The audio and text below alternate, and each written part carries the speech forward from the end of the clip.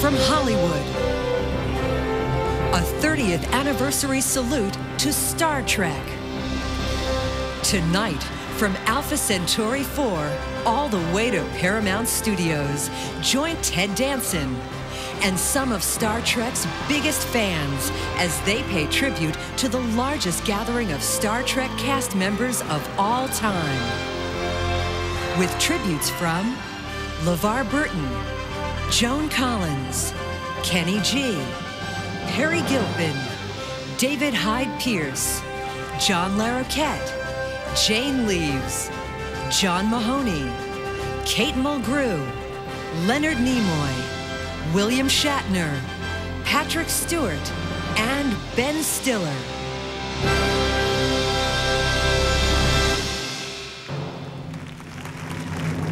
Ladies and gentlemen, Ted Danson.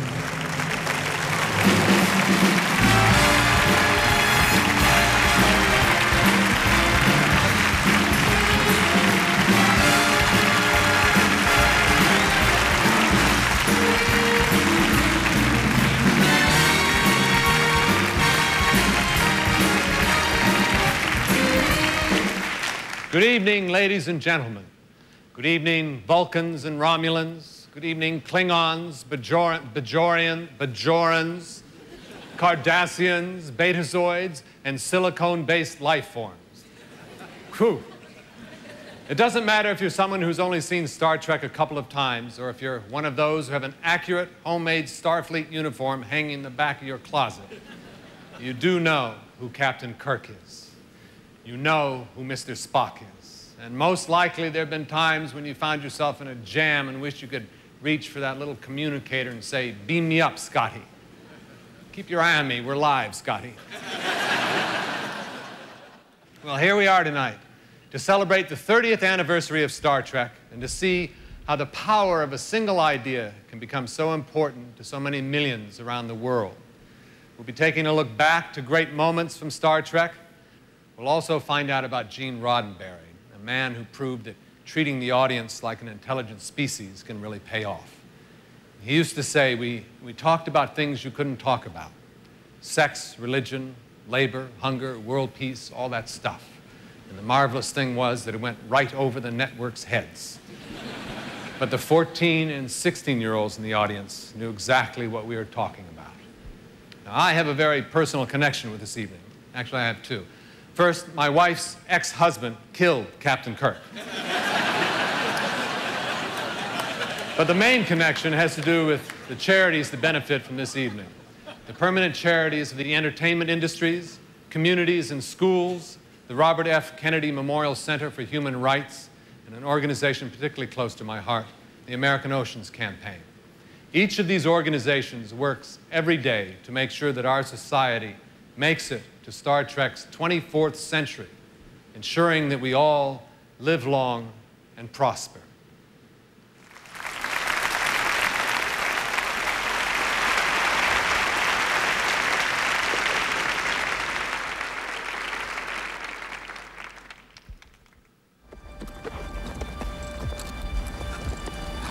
Captain of the Enterprise, huh? That's right. Close to retirement? I'm not planning on it. Let me tell you something. Don't let them promote you. Don't let them transfer you. Don't let them do anything that takes you off the bridge of that ship, because while you're there, you can make a difference. Come back with me. Help me stop Solon. Make a difference again.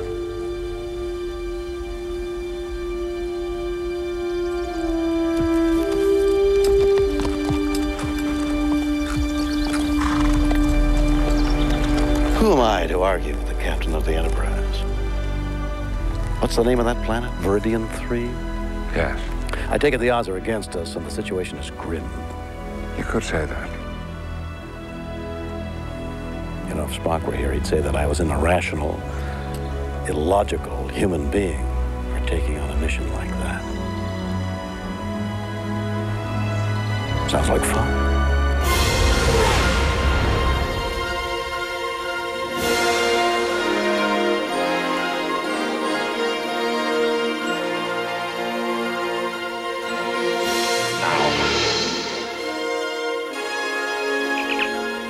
Charge Enterprise.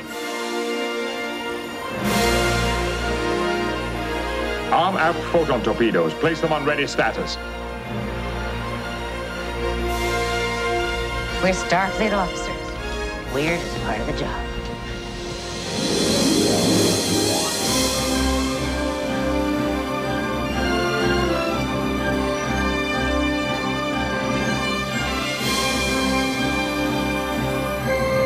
Don't tell me.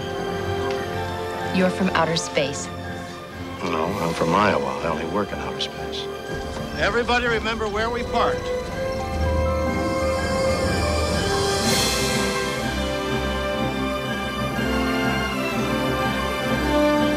Lock faces. They're locking faces. Ray shields. Fire! Helm warp 1, engage! Fire!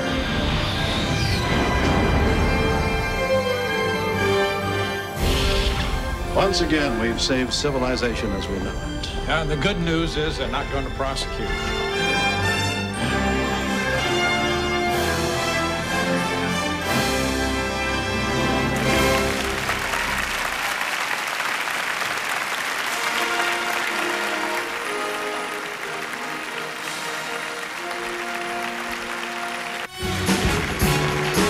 Ladies and gentlemen, Ben Stiller.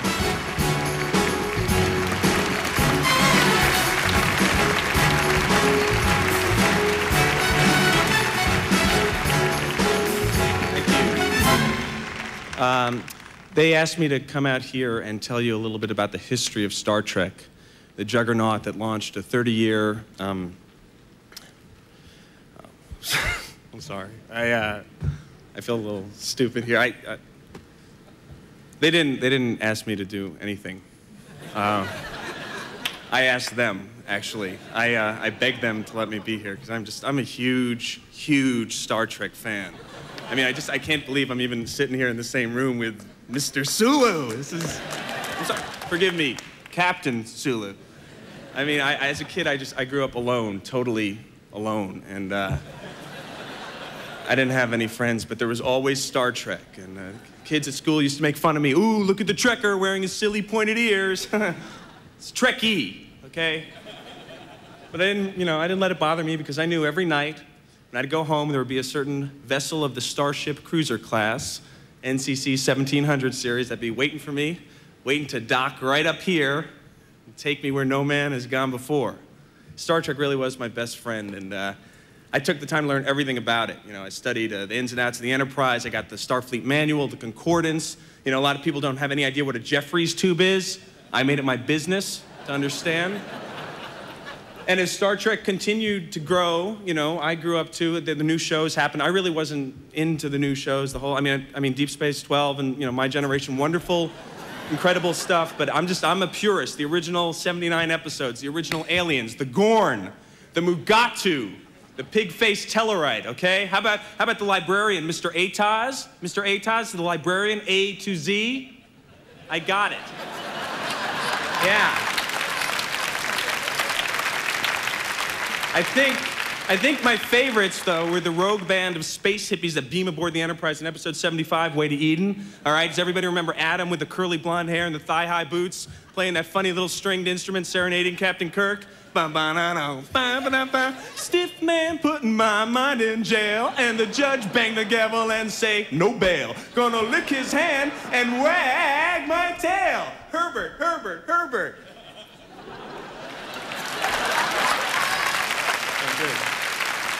We reach. This is just Bones, Kirk, Scotty. I know you have real names that escape me at this moment.